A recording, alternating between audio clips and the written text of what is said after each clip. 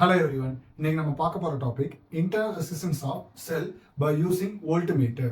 First நம்ம internal resistance என்னன்னு பார்த்துடலாம். அதுக்கப்புறம் அதோட எக்ஸ்பிளனேஷன் பார்க்கலாம். வாங்க டாபிக் உள்ள போகலாம்.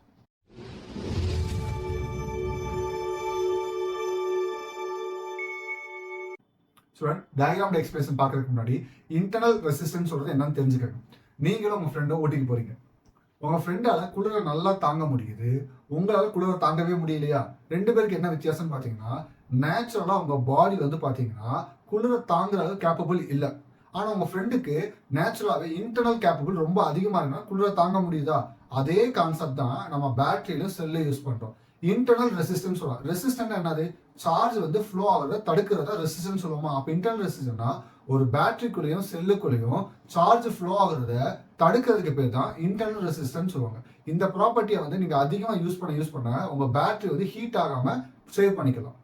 இந்த இன்டர்னல் ரெசிஸ்டன்ஸ் செல்லுலையும் பேட்டரியிலையும் எப்படி ஒர்க் ஆகுதுன்னு வோல்ட்மீட்டர் யூஸ் பண்ணி நம்ம கண்டுபிடிக்க போறோம். இப்போ வாங்க டயக்ராம்க்கான எக்ஸ்பிளேஷன் பார்க்கலாம். ஸ்டூடெண்ட்ஸ் ஹெட்டிங் ரிவர்ஸ் ரீட் பண்ணுங்க. Voltmeter, internal resistance of cell. அப்ப நமக்கு மொத்தம் 3 காம்பனன்ட் யூஸ் பண்றோம். ஒன்னு வோல்ட்மீட்டர், செகண்ட் செல், மூணாவது அந்த செல்ல இருக்க இன்டர்னல் ரெசிஸ்டன்ஸ் தான் மீன் பண்றோம். ஸோ அந்த டயக்ராம் அப்படியே பாருங்க. வோல்ட்மீட்டர் மீன் பண்ணிட்டோமா, செகண்ட் செல்ல மென்ஷன் பண்ணிட்டோமா. ஸோ நிறைய பேர் இதை பார்த்தோன்னா பேட்டரி நினைப்பீங்க. பேட்டரியோட சிம்பிள் எப்படி இருக்குன்னு பாத்தீங்கன்னா இப்படி இருந்தா தான் பேட்டரி. ஒரே ஒரு பாசிட்டிவ் ஒரே ஒரு நெகட்டிவ் இருந்தா இதுக்கு பேர் செல். இதோட சிம்பிள் வந்து எப்சிலான். அப்ப இந்த ரெசிஸ்டன்ஸ் வந்து பாத்தீங்கன்னா இன்டர்னல் ரெசிஸ்டன்ஸ் சொல்லுவாங்க. அதோட சிம்பிள் வந்து ஸ்மால் ஆர். இன்டர்னல் ரெசிஸ்டன்ஸ் உள்ளதான சார் இருக்கும். ஏன் வெளியே மென்ஷன் பண்ணிக்கிங்கன்னா நம்ம அண்டர்ஸ்டாண்டிங் பர்பஸ்க்காக அது வெளியே பிரிச்சு கொடுத்துருக்காங்க. ஸோ இது எல்லாமே சேர்ந்தது தான் செல். இந்த செல்லுக்குள்ளதான் இந்த இன்டர்னல் ரெசிஸ்டன்ஸ் இருக்கும். ஸோ அதனால ஒரு பாக்ஸ் மாதிரி நான் போட்டு காமிச்சிருக்கேன். சரி, இப்போ இன்டர்னல் ரெசிஸ்டன்ஸ் கண்டுபிடிக்கணும். நம்ம மெஷர்மெண்ட் என்ன படிச்சிருக்கோம்? அன்னோன் குவான்டிட்டியை நோன் குவான்டிட்டி வச்சு கண்டுபிடிப்போம். நமக்கு இன்டர்னல் ரெசிஸ்டன்ஸ் வேணும்னா ஒரு எக்ஸ்டர்னல் ரெசிஸ்டன்ஸை கனெக்ட் பண்ணா நம்மளால கண்டுபிடிக்க முடியும். அப்படியே செகண்ட் டயக்ராம் பாருங்க. அதே மாதிரி தான் ஒரு செல்லு, அதுக்கு இன்டர்னல் ரெசிஸ்டன்ஸ் வோல்ட்மீட்டர் கனெக்ட் பண்ணியிருக்கோம். ஆனா நமக்கு என்ன வேணும்? இதை இன்டர்னல் கண்டுபிடிக்கிறதுக்கு ஒரு எக்ஸ்ட்ரா ரெசிஸ்டன்ஸ் வேணுமா? அதை வோல்ட்மீட்டருக்கு பேரலா கனெக்ட் பண்ணியிருக்கேன். ஸோ நார்மல் ரெசிஸ்டன்ஸோட சிம்பிள் என்னது? Capital R. அப்ப இந்த ரெண்டு சர்க்யூட்டை யூஸ் பண்ணி தான் நம்ம இன்டர்னல் ரெசிஸ்டன்ஸ் கண்டுபிடிக்க போறோம். இந்த ரெண்டுலயுமே நம்ம கரண்ட் பாஸ் பண்றோமா? அப்ப ஐயை மீன் பண்ணிக்கலாம். ஸோ இப்போ டெரிவேஷனுக்கான எக்ஸ்பிரஷன் பார்க்கலாம். ஸ்டூடெண்ட்ஸ் இந்த டெரிவேஷனுக்கான பேஸ் ஃபார்முலா ஓம்ஸ் லா தான். V = IR. இங்க வந்து பார்த்தீங்கன்னா பேட்டரி யூஸ் பண்ணோம், செல் யூஸ் பண்றோம். பேட்டரினா தான் வோல்டேஜ் மீன் பண்ணணும், செல்லுனா நம்ம எப்சிலான் தான் மீன் பண்ணணும். எப்சிலான்னா இஎம்எஃப்னு அர்த்தம். அப்போ இந்த ஃபார்முலால விக்கு பதிலாக நம்ம எப்சிலான் யூஸ் பண்ணிக்கலாம். எப்போ யூஸ் பண்ணணும்னா ஒன்லி ஃபார் இன்டர்னல் ரெசிஸ்டன்ஸ்க்கு தான். ஆனா எக்ஸ்டர்னல் ரெசிஸ்டன்ஸ் வந்து எங்க நார்மலா தான் கனெக்ட் பண்ணிருக்கோம். அப்போ அதுக்கு நீங்க V = IR யூஸ் பண்ணிக்கலாம். ஸோ நம்ம இன்டர்னல் ரெசிஸ்டன்ஸ்ல வந்து பாத்தீங்கன்னா விக்கு பதிலாக எப்சிலான் யூஸ் பண்றோம். அதே மாதிரி கேபிட்டல் ஆர் பதிலாக என்ன யூஸ் பண்ணணும்? ஸ்மால் ஆர் யூஸ் பண்ணணுமா? அப்போ epsilon = I small R. So இந்த ரெண்டு ஃபார்முலா யூஸ் பண்ணி தான் நம்ம டெரிவேஷன் பார்க்க போறோம். ஸோ இங்க நம்மகிட்ட ரெண்டு ரெசிஸ்டன்ஸ் இருக்கு. அந்த ரெண்டு ரெசிஸ்டன்ஸ்க்கான இந்த ஃபார்முலாவை நமக்கு சப்ஸ்டிட் பண்ணுவோம். ஃபர்ஸ்ட் இந்த எக்ஸ்டர்னல் ரெசிஸ்டன்ஸ்க்கான வோல்டேஜ் வேல்யூ பார்த்துடலாம். ஸோ ஜெனரல் ஃபார்முலா தான் V = IR. ஸோ இதுல எந்த சேஞ்சும் கிடையாது. ஆனா நம்ம இன்டர்னல் ரெசிஸ்டன்ஸ் போகும்போது அது எதோட கனெக்ட் ஆயிருக்குன்னு பாருங்க, செல்லோட கனெக்ட் ஆயிருக்கா? அப்போ அதோட வேல்யூவே மாறும். அதுக்கப்புறம் ஒரு சின்ன கான்செப்ட் பாருங்க. இப்ப இந்த செல் வந்து இஎம்எஃப் ப்ரொடியூஸ் பண்ணுது. இஎஃப்னாலும் வோல்டேஜ்னாலும் ஒண்ணுதான். ஸோ இங்க இஎம்எஃப் ப்ரொடியூஸ் பண்ணுது, 10 ப்ரொடியூஸ் பண்ணுதுன்னு வச்சுக்கோங்க. இந்த 10 வந்து பாத்தீங்கன்னா அப்படியே பாஸ் பண்ணுது. ஃபர்ஸ்ட் எங்க போகுதுன்னு பாத்தீங்கன்னா இன்டர்னல் ரெசிஸ்டன்ஸ் போகுமா? இன்டர்னல் ரெசிஸ்டன்ஸ் என்ன பண்ணும்? ஒரு பர்டிகுலர் அமௌண்ட் ஸ்டாப் பண்ணிடுமா? எக்ஸாம்பிள் ஒரு 7 ஸ்டாப் பண்ணுதுன்னு வச்சுக்கோங்க. அப்ப ரிமைனிங் எவ்வளவு உங்களுக்கு ஒரு வெளியே 3 வருமா? அப்ப அந்த 3 தான் இந்த வோல்ட்மீட்டர் நமக்கு காட்டும். எனக்கு டோட்டல் வேல்யூ எவ்வளோ? 10. இன்டர்னல் ரெசிஸ்டன்ஸ் எவ்வளவு எடுத்துக்கிச்சு? 7. வெளியே வந்தது எவ்வளோ? 3. அப்ப இந்த ரெண்டையும் வந்து பாத்தீங்கன்னா நம்ம ஈக்குவல் பண்ண எப்படி பண்ணலாம்? 10 = 7 + 3 போட்டுலாமா? இப்போ இதே கான்செப்ட் தான் பாத்தீங்கன்னா நான் ஃபார்முலாக்கு யூஸ் பண்ண போறேன். ஸோ 10 சொல்றது என்னது? எப்சிலான். 7 சொல்றது இன்டர்னல் ரெசிஸ்டன்ஸ். இன்டர்னல் ரெசிஸ்டன்ஸ் எதை வந்து நமக்கு ஹோல்ட் பண்ணி வச்சிருக்குன்னு பாத்தீங்கன்னா இஎம்எஃப் ஹோல்ட் பண்ணிக்குதா? இங்க இஎம்எஃப் சொல்றது எப்சிலான். எப்சிலானோட ஃபார்முலா என்னது? IR. அப்ப அது இங்க எடுத்து எழுதுங்க. IR பிளஸ் போட்டோமா?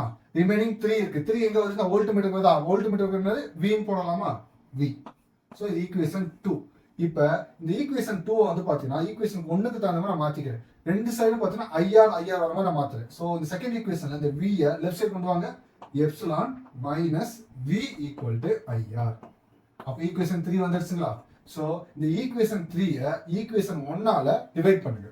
So equation 3 divided equation 1. So IR divider. இங்க என்ன இருக்கு? I capital R equal to இந்த பக்கம் என்ன இருக்கு? எப்சிலான். இங்க என்ன இருக்கு? V. சோ இந்த ஐயும் இந்த கேன்சல் ஆயிருமா? நமக்கு क्वेश्चन அது இன்டர்னல் ரெசிஸ்டன்ஸ் ஆஃப் செல்லா. அப்ப இத மட்டும் லெஃப்ட் சைடு வச்சுட்டு இதெல்லாம் ரைட் சைடு கொண்டு போயிருங்க. Small r equal to epsilon minus v by v whole bracket capital R. So இந்த ஃபார்முலா நம்ம யூஸ் பண்ணி எந்த செல்லோட இன்டர்னல் ரெசிஸ்டன்ஸ் நம்மளால ஈஸியா கண்டுபிடிக்க முடியும். ஸ்டூடண்ட்ஸ், நான் முன்னாடி சொல்லும்போது உங்களால குளிர் எவ்வளவு தூரம் தாங்க முடியும்னா உங்களோட இன்டர்னல் பவரை பொறுத்துன்னு சொன்னா, அதே மாதிரி இங்க இன்டர்னல் சேஞ்ச் ஆக அந்த சர்க்யூட்டோட பவரும் சேஞ்ச் ஆகும். அதை எப்படி கண்டுபிடிக்கலாம்னு பாருங்க. P ஈக்குவல் டு VI, இது ஜெனரல் ஃபார்முலா. ஆனா இங்க நம்ம எதுக்கு பார்க்க போறோம்? இன்டர்னல் ரெசிஸ்டன்ஸ் தான் பார்க்க போறோம். அப்ப வோல்டேஜ் பதிலா என்ன மீன் பண்ணலாம்? எப்சிலான் I எழுதலாமா? So P equal to I epsilon நான் மாத்தி எழுதிக்கிறேன். எப்சிலானோட வேல்யூ என்னது? IR plus V. அதை சப்ஸ்டிட் பண்ணுங்க. IR plus V. Okay. Next V ஓட ஃபார்முலா என்னது? IR. அதை சப்ஸ்டிட் பண்ணுங்க. P equal to I small r plus I capital R. இப்போ இந்த I உள்ள மல்டிப்ளை பண்ணுங்க. P equal to I square R plus I square small r. நீங்க இப்படி எழுதினாலும் ஓகே தான். இல்ல P equal to I square small r plus I square capital R. எப்படி எழுதினாலும் ரெண்டும் ஒன்று தான். ஸோ ஒரு சர்க்யூட்டோட பவர் வந்து பாத்தீங்கன்னா இன்டர்னல் ரெசிஸ்டன்ஸையும் அண்ட் எக்ஸ்டர்னல் ரெசிஸ்டன்ஸ் ரெண்டையும் கம்பைன் பண்ணி தான் நமக்கு கிடைக்கும். ஸ்டூடண்ட்ஸ், இந்த டெரிவேஷன் நீங்க பண்ண போது காமன் மிஸ்டேக்ஸ் பார்க்கலாம். ஃபர்ஸ்ட் வந்து பாத்தீங்கன்னா இந்த V ஈக்குவல் டு ஐயான்னு சொல்லி ஈஸியா எழுதுவீங்க. ஆனா இதை தான் நிறைய பேர் போட்டு கன்ஃபியூஸ் பண்ணிக்குவாங்க. ஸோ அதுக்கு தான் இந்த மெத்தட் சொல்லி கொடுத்தேன். 10 is equal to 7 plus 3 அந்த மாதிரி ஞாபகம் வச்சு நீங்க எழுதிக்கங்க. ரெண்டாவது மிஸ்டேக் என்னன்னு பாத்தீங்கன்னா இங்க டிவைட் பண்ணும்போது ஸ்மால் அதை கீழே போட்டுருவீங்க, கேபிட்டல் மேல போட்டுருவீங்க. ஸோ இந்த இடத்துல ரொம்ப கேர்ஃபுல்லா பண்ணுங்க. ஏன்னா நமக்கு என்ன வேணும்? இன்டர்னல் தான் வேணும். அப்ப அதை மேல வச்சுக்கோங்க. எது நமக்கு வேணாவோ அதை கீழே வச்சுக்கோங்க.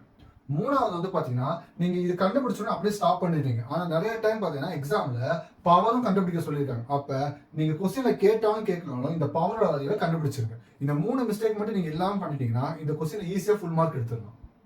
ஸ்டூடண்ட்ஸ், இதே மாதிரி நீங்க லேர்ன் பண்றதுக்கு சேனலை சப்ஸ்கிரைப் பண்ணுங்க, லைக் பண்ணுங்க, உங்கள மாதிரி ஸ்டூடெண்ட்ஸ்க்கு ஷேர் பண்ணுங்க. Have a nice day.